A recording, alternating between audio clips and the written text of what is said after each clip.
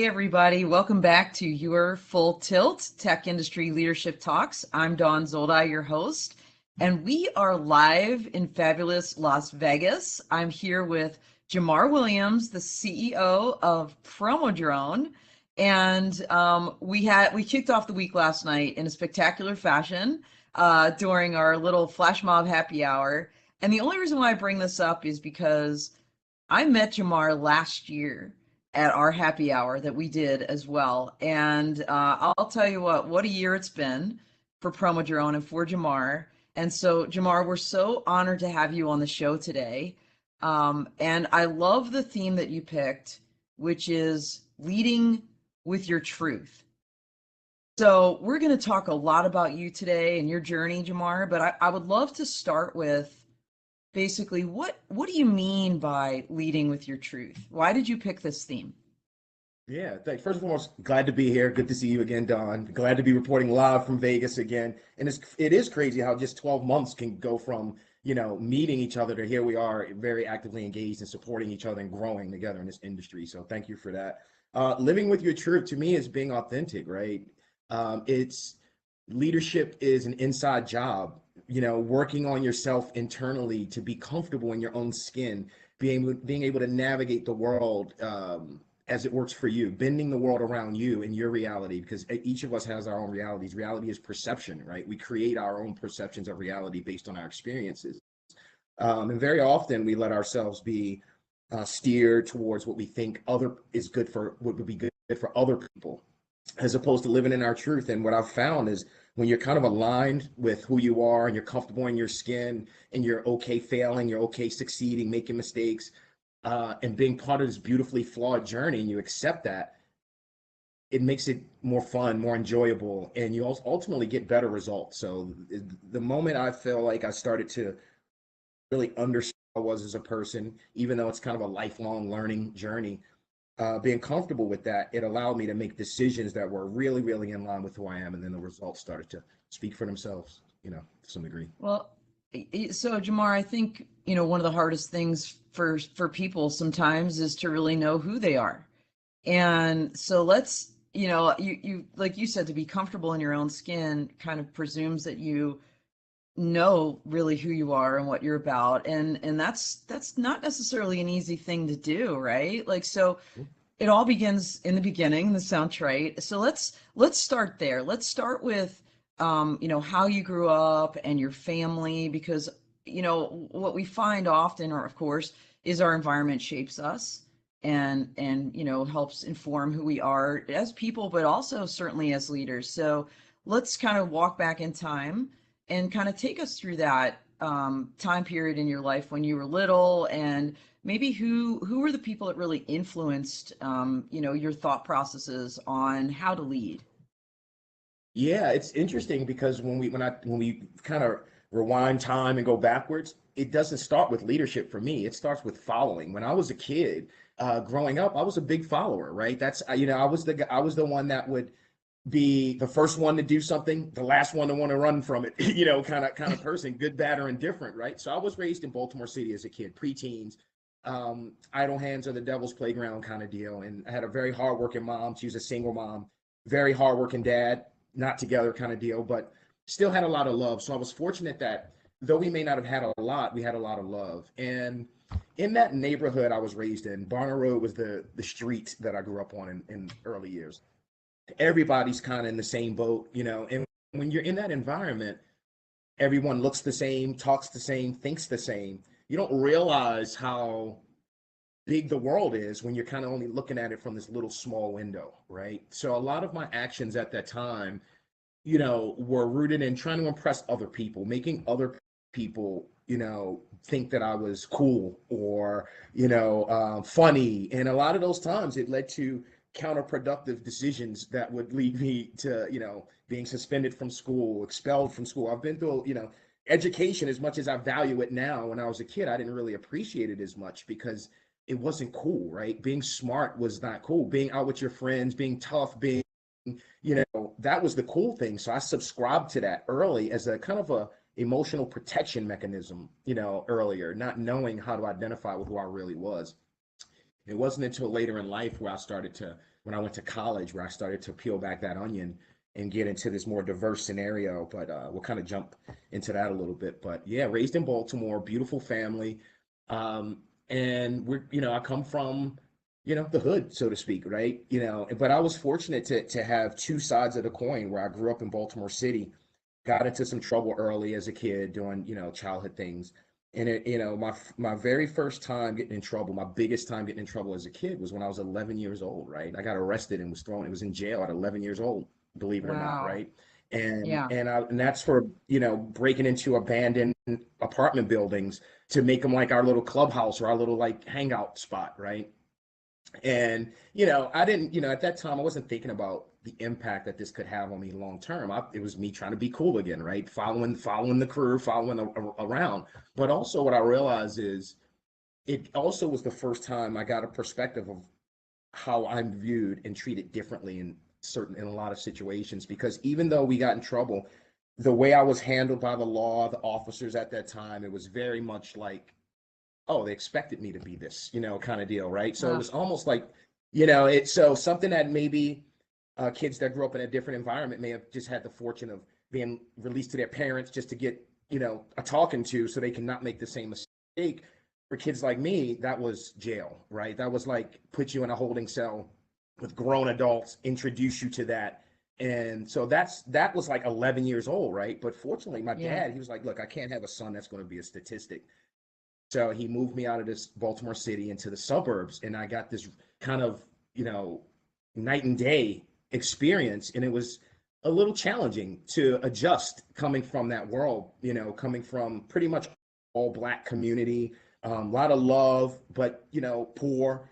And we didn't know it because we're all in the same boat. And now here I am in Baltimore County, and I'm going to school with white kids for the first time, right? And Yeah. it was awesome to me because I was exposed to these new things, but it was my first time ever experiencing things like racism and all these things that I heard about, but I didn't know. And when you're in your small world and everybody looks like you, thinks like you, what's racism, right? Like, what is that? You don't even know. So there were times where I would have so much these racist things happen. I didn't even know what that was. I would laugh at some of these things because I didn't understand what it was, right? So going Yeah. through those kind of challenges opened my eyes up and made me realize a little bit, even still at that point, I hadn't quite gotten it. Having that reinforcement of, a stepmom, who I consider my other mom now, my other mom, because I have two moms, and my dad, right? So I was fortunate to have a two-parent household now, going from like a single parent household to a two-parent household. And it caused conflict, challenges, boy, man, dad with rules, boy thinking he's the man wanting to challenge. So it created, as I was trying to find my ultimate identity and find that, created some challenges. But my dad, he stayed on me, regardless of the challenges, he stayed there. And that's when I really started to be introduced to what leadership looks like, right? Like really starting to understand the decisions that I make have an impact on my life. And fast forward a little bit from kind of elementary school, you know, through middle school, Baltimore City, to now high school in Baltimore County, I still hadn't outgrown some of those challenges. So I ended up getting expelled from high school my senior year of high school, which is like the worst time for any of that stuff to happen, right? So my senior year of high Wow. school, I get expelled. Yeah. I had to go to like an alternative high school for like juvenile delinquents and all of that. But I'm like the smartest kid in the school because internally, that's not who I am. I didn't understand how to be comfortable in my own skin at this point. So again, I was a follower. So stepmom, she sits me down and says, you got to do something. She says, you got to get out the hell out of here if you're not going to figure out, you're going to, do something better. So they bought me these little discs, CD-ROMs, right, back in the day. And it was this SAT prep course. And I took this SAT prep course every single day. I would stay in the basement and just be on the computer studying the SATs, just learning how to take the test. Finally take the test. And I scored pretty much 1100 on the SATs, which is incredible for somebody like me, especially at that time. And I Yeah. went to college in New Jersey. So it took me out of Baltimore, got a little scholarship to go to school at this school called William Patterson University in New Jersey. And that was when I really started to see the change happen. I get into a new world where I'm in charge of my accountability. When things go wrong, it comes to me. Not my parents aren't getting a phone call. They're straight to me now, right? So I got around a diverse group of people from all types of backgrounds. You're talking white, black, Spanish, Hispanic, Asian, everybody is a big melting pot on this college campus. And for the first time, I felt like my voice had a chance to really be heard. I had a chance to speak in a way that resonated, and I never quite knew the impact that that would have. So, yeah, it Well, was a very interesting thing. Jamar, I was going to say for a lot of people, college is really kind of that, in a way, it's just like that second chance. It's just a way to reinvent yourself. It's like, people that really don't know you, you're all in the same boat, and you just have this opportunity to explore, like you said, meet other people and really learn about yourself, I mean, we don't need to talk about COVID now because, like you, I was blessed not to have dealt with that in college, and I can't imagine, the kids dealing with that now. But I want to go backwards just for 1 second because you sent us a picture, and we kind of skipped over this because you were talking about your childhood, and there's a really amazing picture you sent to us. I'd love to share it with everybody of your family. So walk us through what this was like. So we talked about your early childhood. Was this in Baltimore City, or is this when Yeah, you moved out? this is Baltimore City. Those are my all my cousins there. They're the Lego crew, the Transformers crew, all of that stuff. Yeah, this is 80s right here. This is probably 84, somewhere in that range. So yeah, just a little while ago. And but those are that family, those smiles, those people in that photo, those were the ones who helped me shape, to some degree who I were. We were all going through the same thing, we in our own way, at that time. So having, those family moments where we all come together, we all laugh, we all share our pains, our joys, our frustrations, it was amazing. So I have a beautiful family. I'm very fortunate. And by the way, everybody, he was the little guy in the front at the end with the striped shirt. I love that picture of you. So adorable. So, Jamar, you and I had talked before because, by the way, everybody, Jamar's been on the Dawn of Drones podcast. Back in March, we had a month dedicated to diversity, equity, inclusion, and we talked about PromoDrone and a little bit about Jamar's background. But he was also on Clubhouse, and I remember I think it was more on Clubhouse, Jamar. And by the way, both of those are available on demand for replay. Um, when you were in Clubhouse, you talked about being introduced to music and how that was also a pivotal turning point for you, other than moving out of your original neighborhood and into the suburbs and getting new experiences and going to college. At some point in there, you got introduced to music and it really changed your life. Can you tell us a little bit about Mhm. that? Oh yeah, oh yeah. So rap music was like in the 80s, that was like everything, right? It was like you had, LL Cool J and NWA and all these rap groups. And I was just blown away at the fact that someone could be that confident expressing themselves, right? So when we think about a follower, to me, like musicians were the ultimate, like confident, live your truth kind of people, right? They're very vulnerable, they're putting themselves out there. So I would, excuse me.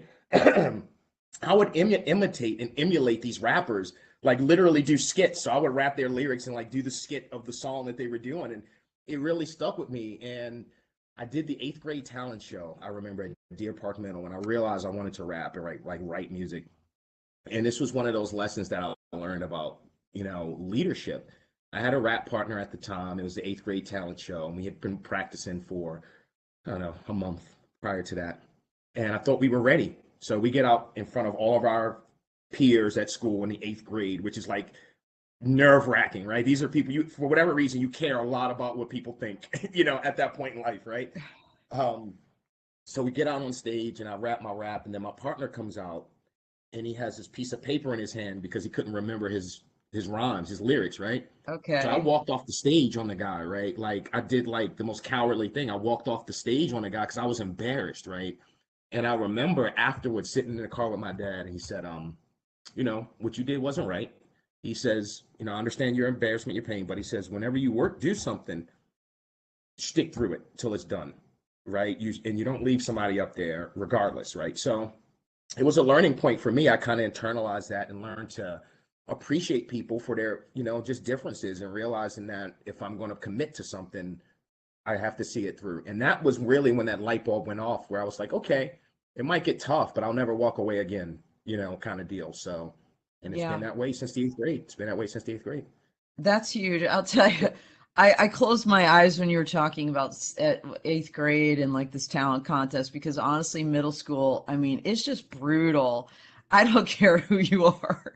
Middle Yeah. school is like the worst, and I had like a similar experience where in seventh grade, I was doing a duet with this guy.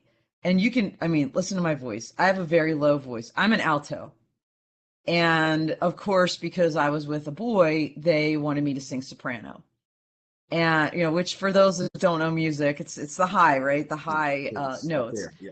And so we're singing this in this talent show, this turtle song. You know that song, Imagine Me and You and Yeah. Me? Oh, I No love matter that how song. they It's one of my favorite songs in the world. Okay, I can sing it very well low, but try to get me to do, oh, it was so horrible, Jamar. Like I'm still traumatized by it. I just remember looking out in the audience, seeing my parents, who you met last night, my parents and my brother, like they're crouching down in their chairs because it was so bad.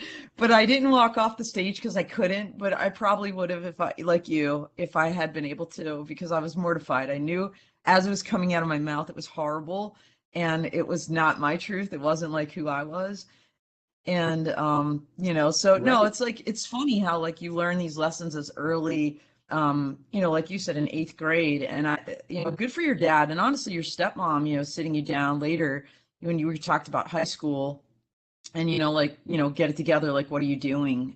Sometimes you need some of that tough love, and it sounds like you got that when you needed it.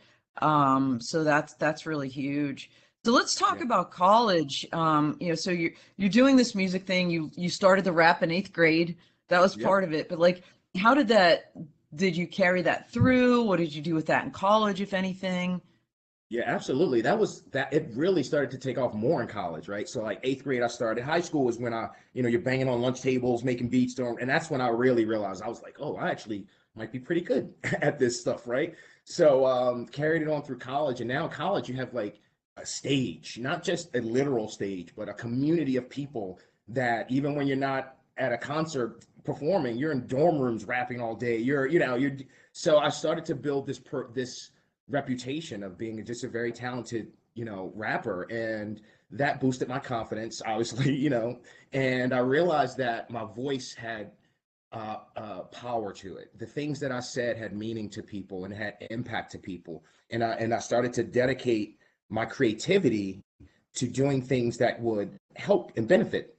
So even though I was rapping, it wasn't about destroying and destruction. It was building, being better. It was more positive stuff, but also reflecting of where I had been, in my life. So starting to tap into that truth a little bit. And when you get into music, it challenges you to be vulnerable and be your truth, right? So that a lot of that started to happen with, I really think I want to do this. This is before drones. I didn't even know what a drone was, right? So I thought I was going to be a rapper. And then I got 2 record deals. I've actually gotten deals to do this stuff. So I did movie trailers for a few years, doing a lot of the movies, the guy that you would hear rapping at the movie theater, behind there. I did a couple of those for a couple record labels out of Baltimore and then eventually out of LA. But yeah, music stuck with me even to this day. I love it. Now it's just I use my voice in a slightly different way. I'm an MC of a different type, and I lead using my voice in a impactful way and just a different audience, right? So is my life, if I had to like kind of summarize it, it's like this follower who morphed through experience into observation and then use those observations to start making these kind of very deliberate changes, because I was just tired of not getting what I wanted, out of life kind of deal. Tired of always taking one step forward, 10 steps backwards, and started meeting just beautiful people, really just allowing myself to be inspired by other people, learning other cultures, dealing with other people's viewpoints, and appreciating other people's perspectives.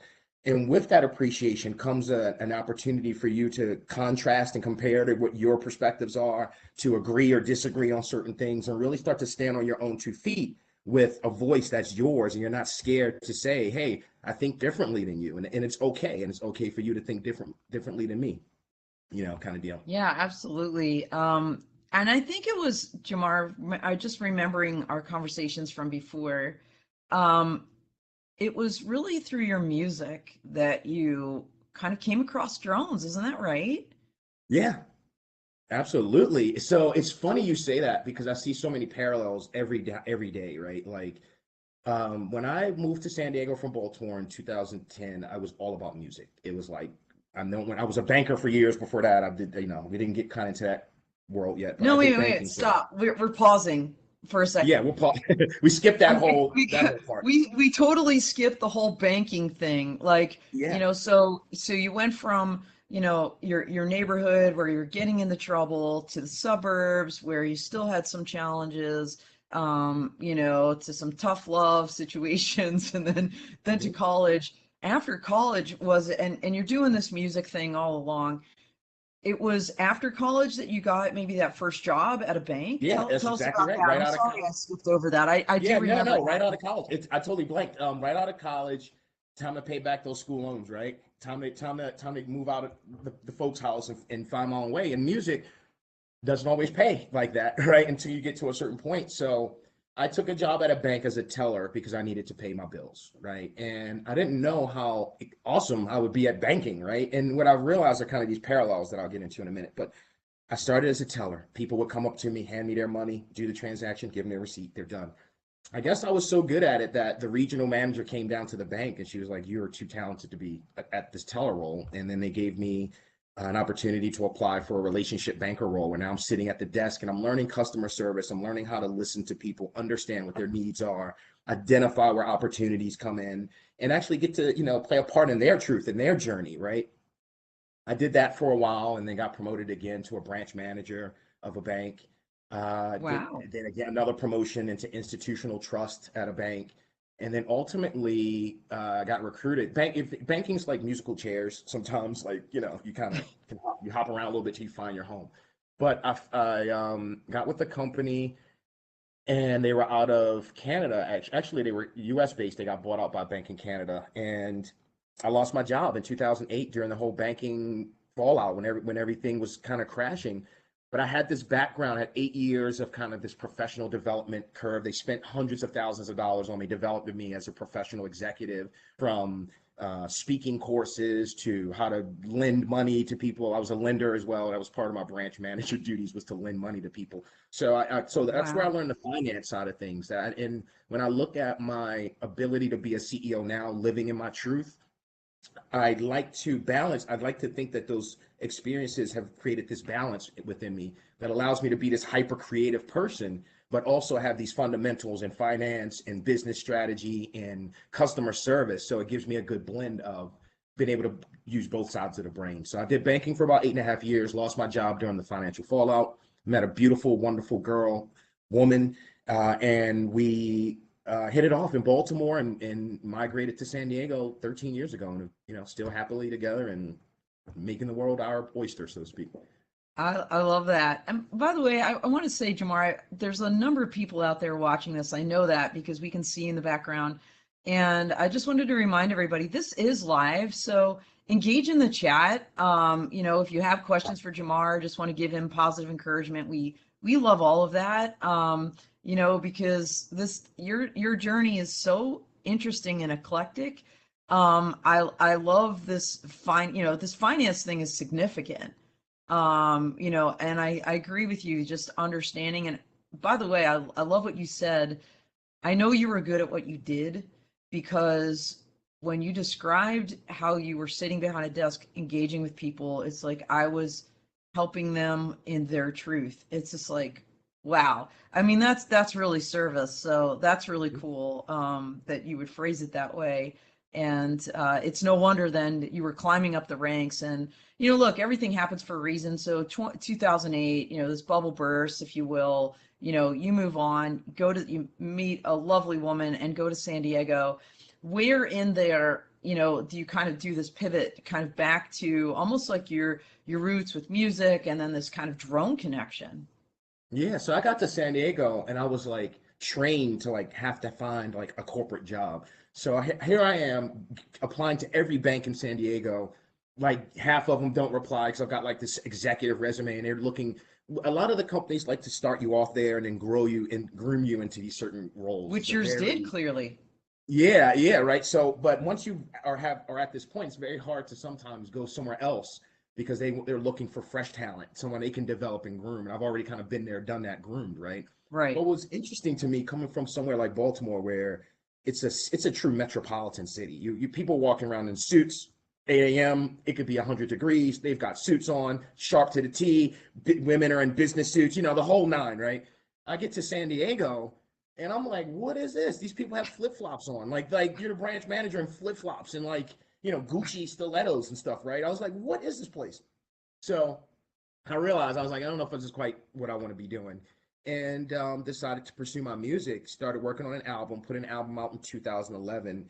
It's on Spotify, and the name of the album was actually called Life Matters, right? Like it was my, all of these things that I had gone through had driven me to the realization that life really matters. It matters, right? Like all the things that I've done, the failures, the successes, it comes down to the fact that the most beautiful thing is you have life and opportunity to make it matter. So that's why I named the album that. And it was a reflection of my just appreciation, I guess, just my ability to have personally understood my growth and understanding and appreciating the struggle to get to that growth, as opposed to being dismissive of it or unappreciative of it, really embracing the challenge in order to appreciate the results of what I'm doing. So one day, I meet Evan, who, and Evan was my business partner in my other company. And I didn't get into drones necessarily, I would say directly through music, but I met Evan because Evan at the time was a videographer, and he's a phenomenal videographer, one of the best videographers I know. And he was looking for a rapper to do music videos for. He's like, dude, I've got all this gear. I've been looking for someone with your talent to just, and I'm like, oh wow, like I don't have to pay you for videos. He's like, no, I've been looking for a project, and you're great. I want to just work with you. So we Wow. put out a couple music videos, and then there was a couple businesses in San Diego that saw the videos, heard about my music, and then they recruited me to write a song and shoot videos for their business. So right out of banking, I get to San Diego and I'm doing music, and that led me to shooting commercials for jewelry stores in San Diego. It led me to starting another video production company that I have to this day that I'm shutting down now because of PromoDrone success. But I was like, if I can take my customer service, biz dev, all of those things that I've learned and apply it to something new. Evan, if you can shoot and edit, I can get us customers. So we got into videography, producing videos after producing my music videos. And then one day Evan said to me, dude, we're ordering a drone. And I was like, well, what the hell? What? He says, yes, a company called DJI. They make these things called drones. And I was like, well, what is it? He goes to the website, pulls it up. This is probably 2014, 15, somewhere in that range, 7, 8 years ago at this point. And he says, yeah, me and my roommate, we just ordered these parts. And I'm like, he shows me a bunch of parts online, like rotors and servos and all these, whatever. I'm like, well, what? They order it. And now I'm geeking, like the creative side of my brain's firing up. It's like, what is this thing? So it took, I think at that point, close to a year and a half to get all the parts from DJI because of back orders and all of that. I mean, could you imagine 18 months to get a drone now that you ordered? Like, no, like you couldn't imagine that today, right? No. So we get the parts, and him and his roommate start building it, and I'm kind of looking over the shoulder. I'm learning about how to build drones and all of this. Next thing you know, we're one of the first people in San Diego with a drone. We start flying it around, and we start shooting real estate. I was like, dude, we need to streamline. We love shooting these commercials, but they take a long time. But my very first contract for the video production was a 3 video deal that I did with the jewelry store, and it was a $28,000 project. My very first job as a videographer was almost a $30,000 job. And I had never shot a commercial in my life. And by the time we were done, we got our first 5-star Yelp review, and they thought we had been doing it for years. Wow. So that's when I realized leadership, stepping out of your comfort zone, creates magnificent opportunities. That feeling of doing something new, challenging yourself, pushing yourself in a new direction, allowed me to get the emotional reward that I had been seeking the whole time, kind of deal. So when we got the drone, we started flying it around, and then people would, what the hell, what is that thing? Good, bad, or indifferent. They were either scared of it or intrigued by it. So I decided to use that interest and turn it into a new business model. And that was kind of the beginnings of PromoDrone, with just people looking at the drone, pulling their cell phones out. If I can get you out of Facebook or out of Instagram for 5 seconds to curse at my drone, then I've done something. I've gotten your attention. So if I can put on there, don't shoot my drone down, or don't yell at me, or put or marketing message on there, we've effectively gained an impression. And could we monetize that? So that was the beginnings of PromoDrone. It was kind of this Started as music, just figuring out videography, which led to an actual other business.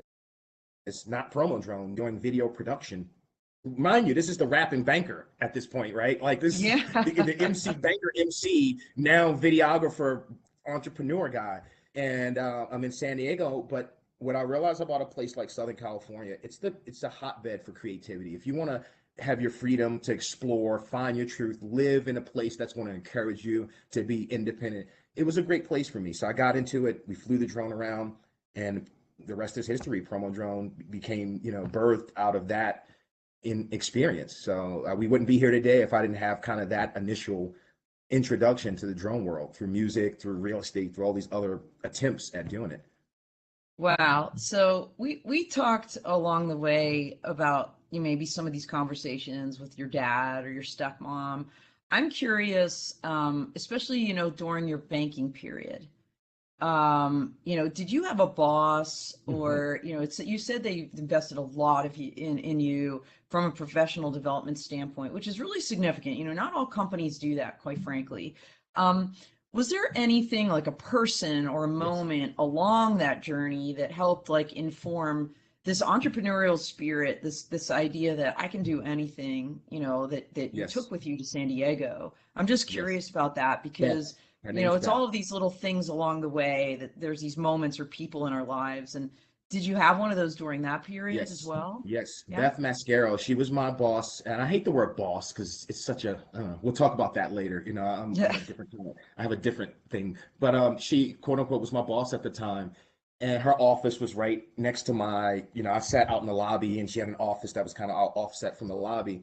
She was so encouraging. She was the one that she really believed in me. So much so that even though I was contributing to her branch, she wanted me to move up and would like demand me go apply for other things, in the bank to grow because she knew I had, excuse me, that potential. She was so awesome that when I had my first album done, she gave me a half a day off because she knew that Bringing the Noise, Bringing the Funk with Savion Glover was in town. She wanted me to leave the job, take my CD to meet Savion Glover, and hopefully that would be the beginning of me never having to come back to that bank. Like my boss did that. She was like, no, like, yeah, take the day off. I love your music. Take it up there right now. Like, and she wrote a letter on the bank letterhead to uh the Bringing the Noise, Bringing the Funk people, saying this guy's awesome. I mean, my boss did that. Sent me like a kid with my lunchbox with a note for the teacher to this theater with my CD and this like handwritten note from my boss because she was believed that much in me at that time. So she'll always have a place in my heart, like forever, for what she did for me, just to encourage my growth, to encourage my truth, right? And to really push me towards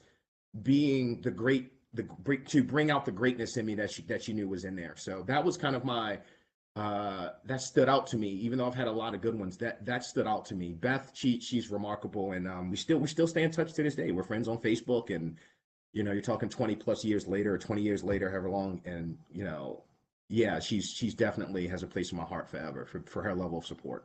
I could just tell how excited you are about that just by the way you described that day. And it was almost like you were there as you were explaining it. So I can tell how impactful that was for you.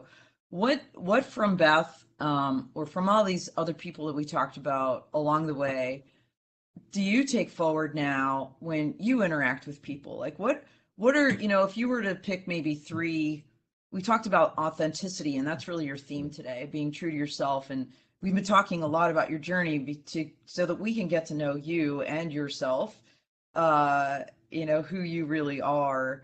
What are the three maybe major things that you took away from some of these people that are part of yourself now that you bring Mhm. forward in PromoDrone and to your business today? Yeah, one, definitely take risks, right? Like put yourself out there to take risks. The risk takers, the creators push the needle in my world. It's if you build something, it gives people a chance to benefit from it, right? So build something, create something, right? Risk something. That put that on the table. The second thing is allow yourself to be vulnerable, right? People, for a long time I struggled with telling this story because I thought that people would be turned off or untrusting of me or have a negative connotation as to who I am as a person. But now I don't care, right? Like it's one of those things where my truth can help inspire someone else. There's millions of people that have gone through a lot worse than I have, right? There are people that have gone through a lot worse. And when I hear their stories, and thank you, Don, because I was on and I listened to Cam's story from Dragonfly a few weeks ago, and the way he shared his vulnerability, because he's a very well-respected CEO, he's done some really awesome things, and to hear him be comfortable in his truth was inspiring to me because it made me realize that even if you're at a certain level of perception, or even when people have a certain perception of you, it's okay to just tell them the real. Be real with people. And when you're real with them, no matter who you are, what level you're on, people gravitate towards that and they acknowledge that and it gives them something. So risk it. Be vulnerable, right? And then be honest with yourself, right? Be honest with yourself. And something like you said earlier, it's not always easy to understand who you are, and who we are changes, right? Who I am today may evolve, and that's because you said something earlier about our formative years kind of setting the foundation of our experience, who we are. But then after that, when we start to experience the world, it's our decisions and our experiences that really shape these things, right? Like you're molded, you kind of have to listen to what's around you as a kid. You don't have a choice at that point, right? It's like my way or the highway. If you don't like my rules, and get from under my roof kind of deal, right? How many times have we all Yeah. heard that, right? If you don't like my rules, you can get from under my roof kind of deal, right? But then as you grow and have an independent mind, and you start to think of things that your parents even told you that you may be contrasting with, and things that you always accepted as the truth. You realize as you get older, those things might not be the way that you viewed them as a child. So part of living in your truth is a constant discovery. It's a constant evaluation. It's a constant, it's okay to cry. It's okay to hurt. It's okay to show pain. It's okay to show strength. It's okay to tell someone you love them because you really do, right? It's okay to tell someone you made me feel bad because you did, or I'm sorry, I made you feel bad, right? I think we put these emotional walls up because we want people to respect the perception of who we think we are versus just who we are. And when I started to make that transition of taking off the mask, so to speak, we all kind of have these masks that we live with, and we put one on when we meet this person, or when we go into this room of people, and when we go into that room of people, we put these masks on. And how hard is it to come to look at a wall full of masks when you know which one you want to wear for that day, right? Now, I'm not saying we all need to be the same person all times, but living your truth is knowing that you're a variety of people, a variety of emotions, you're a variety of things. And we're not all perfect. None of us are, right? And we love to think we are. We love to think that we have the best answers and we have it all figured out, but that's our perception of it. Your perception is different, and it's up to us to respect it, acknowledge our truth without hurting someone else. And as long as you're living your truth, and your truth is not, demotivating someone else, hurting someone else, putting them in a negative place, proceed and grow and learn from it. So I'm all about that. So when I think about the term boss, that's why I have a problem with that word, because it's a very, I'm here, you're there, and I expect you to do things in order to enhance my truth, right? Like that's what a boss relationship. Your work enhances my truth, so I can, be here. Whereas though I am malleable and flexible, and I like to lead from a position of understanding. I like to listen to people and learn and realize that I don't know it all. Like I don't know it all. So I want to, in my world, it's a peer system. I don't look at people that work at PromoDrone as my, underlings, or they have to report to the boss. Yeah, I own the company, but your input is valuable. I don't care what level you are in your career. Your input is valuable to me because my input, I went a long time without my input feeling valuable. So now I understand that no matter where you are in life, your voice has meaning, right? So I want to have that as the foundation of our business. Talk to me. Let's talk about it. Nothing worse than the lack of communication. That's the hotbed for a disruption, right? So let's talk about it. Let's put our truths out there and realize that because I'm going to risk it all, be vulnerable, and live in my truth, I'm going to allow you to do the same thing. So I'm always going to respect that. And if we have that, I would prefer that than a boss employee kind of relationship. Let's keep it as human, two humans trying to make impact equally. No, I think that's great, Jamar. I look, it's like leadership 101, right? authoritative leadership is the least persuasive kind. Just to say I'm the boss or have a position of authority doesn't mean that people will respect you, be loyal, be even motivated to do the job, right? Whatever that job happens to be. It's, Detroit, teamwork makes the dream work, right? And to include people in that and make them part of the mission. I mean, that's the weirdest thing, from my perspective, being in the military, because there is that rank structure.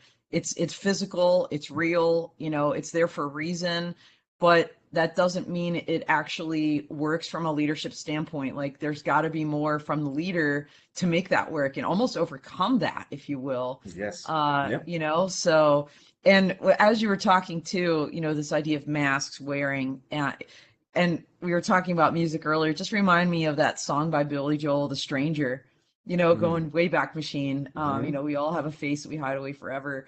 I mean, I think it's so true. We do have these personas sometimes, but just being who you are um, works. Whether, like in my case, when I was in the courtroom, if I tried to be somebody else, Clarence Darrow or some other lawyer, as I was arguing a case, it's not going to work. Like I just had to be me. And same with now, and same with what you're doing. So I love your theme. I love what you're doing with PromoDrone. But by the way, everybody, we're getting short on time here, and I want to get to our lightning round to close this out. Um, PromoDrone's doing amazing things. They've really evolved from, just kind of a static marketing display with QR codes to now this digital display and getting into public safety and just watching this growth, Jamar. It's no surprise listening to your journey. And oh, by the way, I 100% agree with you about authenticity and telling your story, because that's why we do this podcast, honestly, because this idea that, there is no one right path. There is, Yes. everybody is different. And I love your story too, because I'm going to use this word and it's a little overblown lately, resilience, especially today. What we've experienced in the last couple of years with COVID, the things you've experienced as a child growing up, like you said, being incarcerated early on, like the age of 11, overcoming all of these things to become who you are today, to see the things that you're doing, that you have done along the way. It is so inspirational. So thank you for sharing that, to use your word, being vulnerable, for speaking your truth, because people do need to hear that. And, I hope that kids will watch this and think, open their eyes a little bit to like, okay, so I might be in this situation right now, but look at him, look what he has become and what he has done. Because as we always, like Sharon Rossmark, Women in Drones, and myself, she always says, if you can see me, you can be me. And I think your story is just so inspirational. So thank you so much for sharing it. Now we have 2 minutes left because I yammered too much. I want to get to this lightning round, so we're going to be super quick. Yeah, let's do it. And by the way, everybody, this lightning round is something, frankly, that inspired this whole entire podcast, because it's something when we dial off from the Dawn of Drones, we do with our guests, and I put on my Patreon. So we've got a lot of these nuggets behind that firewall on my Patreon. So if you haven't joined it, join it. But it was these stories and this lightning round that we're going to do right now that Mike and I, my producer, looked at each other and said, this needs to be its own podcast about leadership. So here we go. We're doing the three questions we ask everybody. Who's your hero and why? My Aunt Trudy is one of my biggest heroes. She's no longer with us, but she fought pancreatic cancer for 5 years, right? Held the family together, stayed the nucleus up until her last breath. She was just the most inspirational, one of the strongest people I've ever known. So to be able to keep a family tight, be that nucleus, and be dealing with pancreatic cancer for 5 years without Wow. a single frown is just, yeah, remarkable. So yeah, she's one of my all-time heroes forever, forever. On Trudy. Wow. That's amazing. And again, back to that resilience word. That's incredible. So what's your favorite book? The Power of Now. The Power of Now. Echoed. So that my dad put me onto that. He was going through some things, and that was probably the most transformative book. That The Four Agreements. I read a lot of those kind of books. Again, it's about living your truth, understanding, who you are. The Power of Now, focusing on right now, not our memories and not our imagination all the time, really just being right here, centered in the here and now, appreciative of this moment, and allowing this moment to be that instance, that thing for you, no matter what, because all we're doing is a series of nows, right? Nothing we've ever done has been in the past. Nothing we've done will ever be in the future.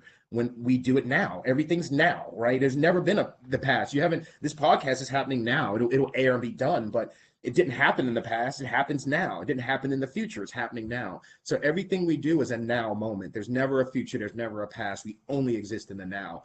And when you change that perception, you start to think like, oh wow, that's kind of a mind twist there. You know, how when you look at it, it allows you to really just alleviate some stress and not really and allow you to just exist in your truth a little more. So So yeah, the word mindfulness pops into my head as I hear what you're saying about I'm going to get that book. And then we are at time, but I'm asking it anyway, Jamar.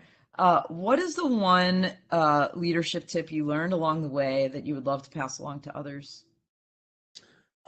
In keeping with the theme, right? There's never a perfect time, but now is always the right time, is what I'll say.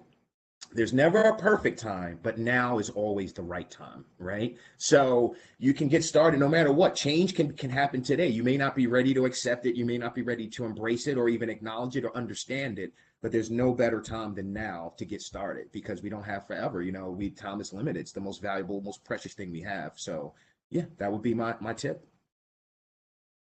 Wow is all I'm going to say. Thank you, Jamar, for sharing your truth with us today, for inspiring all of us. I really appreciate you. I look forward to seeing you in person later today. And for those that want to reach Jamar, can you tell them real quick how they can reach you? Yeah, info at promo-drone.co is the easiest way just to shoot an email out that I'll get. I'm on LinkedIn. Just put in Jamar Williams, PromoDrone on LinkedIn. That's where I spend most of my time. And we're building up some of our other social media channels, you know, coming soon, but mostly LinkedIn. Check me out there. And then catch me hanging out with Don, doing some more cool stuff with your crew over time. So. All right. Well, thanks so much for being part of our crew now, Jamar. And thank you, everybody out there. We really appreciate you. We are out here.